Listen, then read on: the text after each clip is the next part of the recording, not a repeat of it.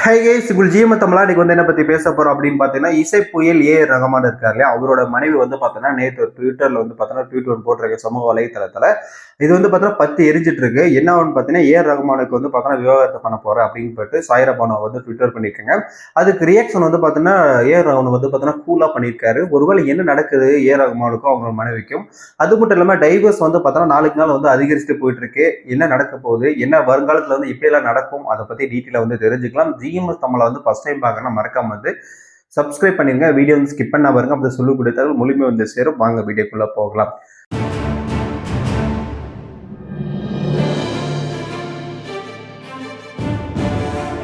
இசைப்போல் ரஹ்மான் மனைவி வந்து பார்த்தீங்கன்னா சாய்ரா பானு வந்து நேற்று நைட்டு 11 மணிக்கு நினைக்கிறேன், மிகப்பெரிய ஒரு குண்டு பொறுத்துக்கி போட்ட மாதிரி தான் போட்டிருக்காங்க. இது வந்து ரஹ்மானுக்காகட்டும், அவர் மனைவியாகட்டும், குடும்பத்திற்காகட்டும் குண்டு கிடையாது, அவங்களோட ஃபேன்ஸ்க்கு அதுதான் மிகப்பெரிய குண்டுன்னு தான் சொல்லணும்.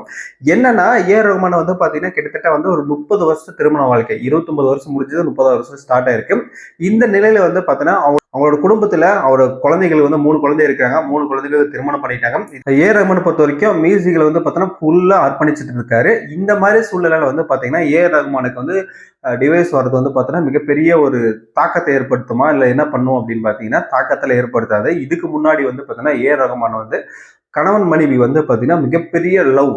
இந்த லவ் வந்து பாத்தீங்கன்னா சோசியல் மீடியால ஆகட்டும், மீடியால ஆகட்டும், எந்த இடத்துலயும் வந்து பாத்தீங்கன்னா அந்த அளவுக்கு அதிகமான 2 பேருமே தான் இருந்தாங்க.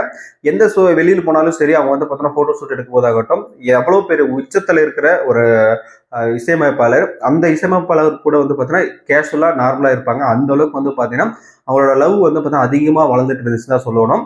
ஏன்னா வந்து ரோஜா திரைப்படம் வந்து பாத்தீங்கன்னா 1992 எடுத்தாரு இல்லையா, அந்த காலகட்டத்துல இருந்து இது வரைக்கும் இசை இசை இசை இசை 2024 இப்போ வரைக்குமே அவரை முழுக்க முழுக்க வந்து பாத்தீங்கன்னா இசையில வந்து அரப்பணிச்சுட்டு, இசையில வந்து பாத்தீங்கன்னா வாங்காத அவார்டே கிடையாது. ஆஸ்கார் அவார்டு ஆகட்டும், மற்ற அவார்டு ஆகட்டும், அவர் வந்து பாத்தீங்கன்னா மூட்டை மூட்டை தூக்கிட்டு வருவான்னு சொல்லிட்டு நம்ம வடிவேல் சார் வந்து ஏதோ ஒரு மேடையில் வந்து பேசியிருப்பாரு. அந்த அளவுக்கு மிகப்பெரிய அவார்டெல்லாம் வாங்கி வச்சிருக்காரு நம்மளுடைய ரஹ்மான். அந்த அளவுக்கு இருக்க சூழ்நிலையில வந்து பாத்தீங்கன்னா மிகப்பெரிய ஒரு செலிபிரிட்டின்னு சொல்லிட்டு நிறைய பேர் வந்து பாத்தீங்கன்னா அவர் ஃபேன் பை வந்து தூக்கி வச்சு கொண்டாடிட்டு இருக்காங்க. அவரோட குடும்ப பிரச்சனை இருந்தாலும் சரி. ஏன்னா அவர் சமீபத்துல வந்து அவங்களோட பெண்ணை வந்து திருமணத்துல வந்து பாத்தீங்கன்னா அவர் கூட வேலை செய்யற ஒரு எம்ப்ளாயி தான் வந்து பாத்தீங்கன்னா லவ் பண்ணி திருமணம் பண்ணிக்கிறாங்க. அந்த திருமணத்துல வந்து பாத்தீங்கன்னா ரஹ்மான் வந்து ரியாக்டா பண்ணல. நானும் வந்து பாத்தீங்கன்னா ஒரு காலகட்டத்துல வந்து நான் ரோஜா படத்துக்கு முன்னாடி இந்த மாதிரி தான் இருந்தேன். இப்போ வந்து ஒரு ரஹ்மானா இருக்கிறேன் அப்படின்ற விஷயத்த வந்து சொல்றாரு. அப்பதான் அவருடைய வந்து மனித குணம் வந்து எவ்வளவு இருக்கு அப்படின்ற மாதிரி தான் சொல்ல வரணும். அது மட்டும் இல்லாம இது வந்து காதல் திருமணனால வந்து பாத்தீங்கன்னா மனைவிக்கு கணவருக்கு வந்து பிரச்சனை ஏற்பட்டுச்சா அப்படின்னு கேட்டீங்கன்னா பிரச்சனை கிடையாது. இவங்க வந்து அவங்களோட பெண்ணோட கெரியர் வந்து பார்த்தோன்னா பாதிக்கப்படாம இருக்கும். அவர் வந்து ஆல்ரெடி வந்து நல்லா மியூசிக் வந்து பார்த்தோன்னா அவர் கூட வந்து கீபோர்டு வாசிக்கவர். அதனால வந்து பார்த்தோன்னா எந்த பிரச்சனையும் இல்லை, நல்லா தான் இருந்தாங்க, நல்லா தான் இருக்கிறாங்க, இப்பயும் நல்லா தான் இருக்கிறாங்க. ஆனால் பட் வந்து பார்த்தீங்கன்னா இவரோட கெரியர் வந்து பார்த்தீங்கன்னா அடுத்த லெவலில் கொண்டு போகணும், ரஹ்மான் கெரியர் வந்து பார்த்தீங்கன்னா அப்படின்ட்டு ஒரு இன்டர்நேஷனல் லெவலில் வேர்ல்டு வைடு லெவல் வரைக்கும் கொண்டு போகணும்.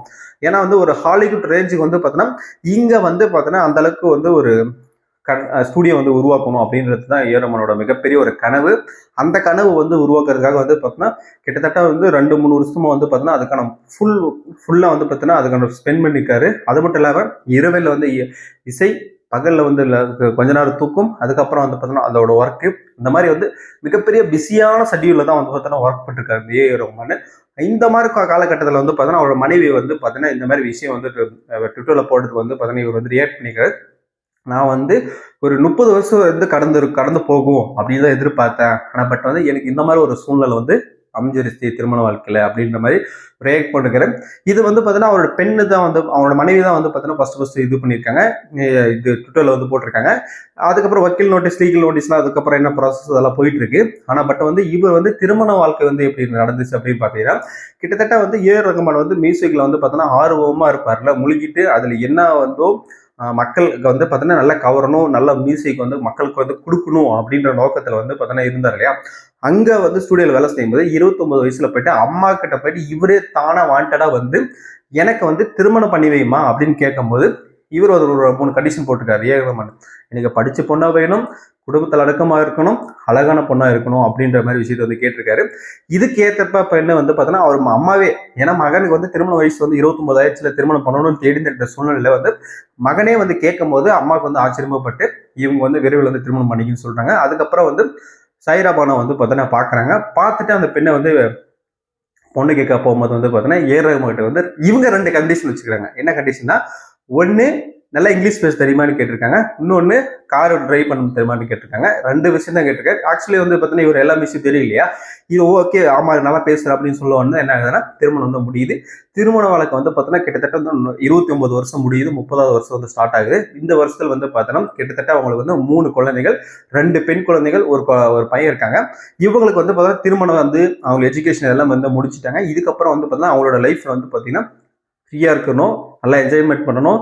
ஓய்வு எடுக்கிற டைம்ல வந்து பார்த்தீங்கன்னா இவர் வந்து மிகப்பெரிய ஒரு கட்டமைப்பு, பிரம்மாண்டமான ஒரு ஸ்டுடியோ வந்து போட்டு அதை கட்டமைப்பு பண்ணணும் அப்படின்ற நோக்கத்துல வந்து பார்த்தீங்கன்னா இவர் வந்து ரெடி பண்ணிட்டு இருந்தாரு. ரெடி பண்ணிட்டு இருக்கும்போது வந்து பார்த்தீங்கன்னா இந்த மாதிரி வந்து சூழ்நிலை வந்திருக்கு.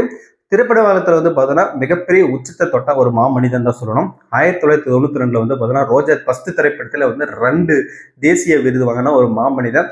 ஆஸ்கார் அவார்டு வந்து பார்த்தீங்கன்னா தமிழுக்காக நின்று ஒரு வாங்கி கொடுத்தாரு. தமிழ் மண்ணில் வந்து பார்த்தீங்கன்னா பிறந்து தமிழுக்காக வந்து வாங்கி கொடுத்தாரு தான் சொல்லணும். பாட்டு மேட்ச். ஏன்னா வந்து அந்த ஆஸ்கார் விருது ஸ்டேஜ்லேயே வந்து பார்த்தீங்கன்னா தமிழ்ல பேசி தமிழோட கௌரவத்தை வந்து கௌரவிச்சவர்னு தான் சொல்லணும். எந்த இடத்துல வந்து பார்த்தீங்கன்னா ஹிந்தி வந்து திணிக்க கூடாதுன்னு சொல்லிட்டு பேசுறவர். ஆக்சுவலி வந்து ஹிந்திலையும் வந்து ஒர்க் பண்ணுவார். இந்தியோட படத்தை வந்து பார்த்தீங்கன்னா தமிழ் டப்பிங் பண்ணி தமிழ் வந்து ப்ரொமோஷன் எடுக்குது ஒரு சேனல்ல. நானும் அந்த சேனல்ல வீடியோ பார்த்தேன். அப்போ பார்க்கும்போது என்ன சொல்றாரு அப்படின்னு பார்த்தீங்கன்னா அந்த பெண்மணி வந்து ஹேங்கர் வந்து என்ன பண்றாங்கன்னா ஹிந்தியில வந்து பேசுறாங்க. ஹிந்தியில பேச வந்ததுல இருந்து போறாரு. ஏன்னு கேட்கும்போது வந்து பார்த்தீங்கன்னா இங்க நடக்கிற ப்ரொமோஷன் வந்து தமிழ் படத்துக்கு. அப்போ வந்து நீங்க வந்து தமிழ்ல தான் பேசணும், தமிழ் தான் கேள்வி கேட்கணும் அப்படின்ற மாதிரி வந்து பார்த்தீங்கன்னா கேட்டுட்டு அந்த விஷயத்தை வந்து பார்த்தீங்கன்னா பயங்கரமா பேசப்பட்டுச்சு. இந்தி எதிர்ப்புக்கு வந்து பார்த்தீங்கன்னா மிகப்பெரிய குரல் கொடுத்த ஒரு மாமனிதன். தமிழ்ல தான் வந்து பார்த்தீங்கன்னா அமெரிக்காவில் போனாலும் சரி, எங்கே போனாலும் ஸ்டேஜ் நிச்சு பேசும்போது தமிழ் பேசுறது தான் வந்து பார்த்தீங்கன்னா அவருக்கு வந்து ஆர்வமா இருக்கும். ஏன்னா வந்து தமிழ் மேல அந்த அளவுக்கு ஒரு பற்றுள்ள ஒரு மாமனிதர். இவருக்கு வந்து பார்த்தீங்கன்னா நிறைய கிசுகிசு இருந்துச்சா அந்த மாதிரி இருந்துச்சான்னு கேட்டீங்கன்னா அந்த மாதிரி எந்த பழக்கம் கிடையாது. அவர் மனைவியாகட்டும் இவராகட்டும் ஏஆர் ரஹ்மான் மேல இது வரைக்கும் ஒரு தொட்ட ஒரு மாமனிதனுக்கு வந்து பார்த்தீங்கன்னா இந்த மாதிரி வந்து கிசுகிசுப்பு இல்லை, ஒரு நியூஸ்ல கூட வரல. நான் சமீபத்தில் யூடியூப் சேனல்ல வந்து பார்த்தோன்னா ரிசர்ச் பண்றதுக்காக வந்து நிறைய யூடியூபர்ஸ் வந்து நிறைய பேர் பார்த்தேன். அவங்க கூட வந்து பார்த்தீங்கன்னா ஏஆர் ரஹ்மானை பத்தி ஒரு குற்றம் சொல்ற அளவுக்கு யாருமே கிடையாது. ஏஆர் ரஹ்மான் மேல என்ன குற்றம் சொல்றாங்க தெரியுமா? இவர் வந்து மிகப்பெரிய ஒரு மியூசிக் டைரக்டர். இரவு முழுக்க வந்து பார்த்தீங்கன்னா மியூசிக்காகவே அர்ப்பணிச்சு ஒரு மியூசிக் எழுதுவாரு. அந்த அளவுக்கு ஒரு மிகப்பெரிய ஒரு மாமனிதன் அப்படின்ற சொல்லவருக்கு ஒரு பெயர் வாங்கினா ஒரு ஜென்டில்மேன். இப்போ வந்து பார்த்தீங்கன்னா விவகாரத்துல வந்து பார்த்தீங்கன்னா கனவு மனைவி வந்து பார்த்தீங்கன்னா அன்பு வந்து வெளிப்படுத்தணும். அதனால வந்து பார்த்தீங்கன்னா மனைவிக்கு என்ன விருப்பமோ அதுக்கு வந்து பார்த்தீங்கன்னா இவர் வந்து ஓகே சொல்லியிருக்காரு. அங்க மொத்தத்தில் வந்து பார்த்தீங்கன்னா இவங்களுக்குள்ள எந்த பிரச்சனை இல்லைன்றது நம்மளோட தரப்புல இருக்கு.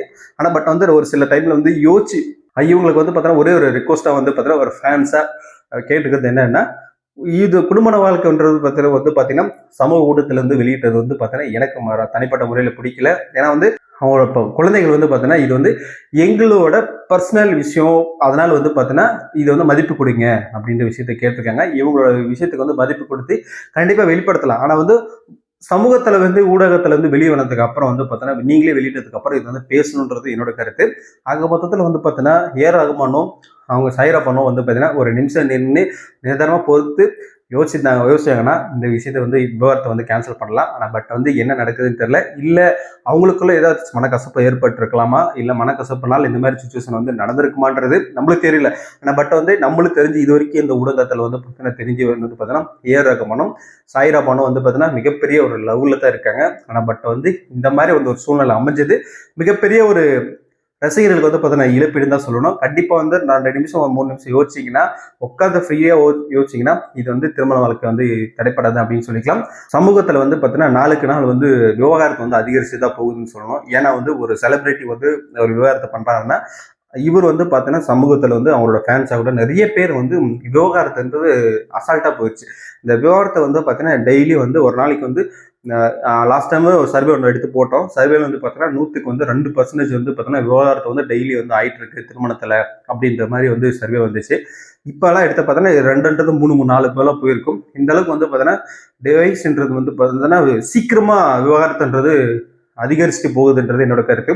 விவகாரத்தை பண்றதுக்கு முன்னாடி வந்து பார்த்தீங்கன்னா திருமணம் வந்து பண்றதுக்கு அவ்வளோ லட்சம் அவ்வளோ கோடி செலவு பண்ணி பிரம்மாண்டமான ஒரு திருமணத்தை பண்ணி அவங்க வந்து குடும்பத்தை வந்து லைஃப் வந்து வாழணும்னு எதிர்பார்த்தா அசால்ட்டா வந்து ஒரு 10,000 20,000 செலவு பண்ணி டிவைஸ் அப்ளை பண்ணி கேன்சல் பண்ணிட்டு இவங்க ஒரு வாழ்க்கை வாழ்றாங்க, அவங்க ஒரு வாழ்க்கை வாழ்றாங்க.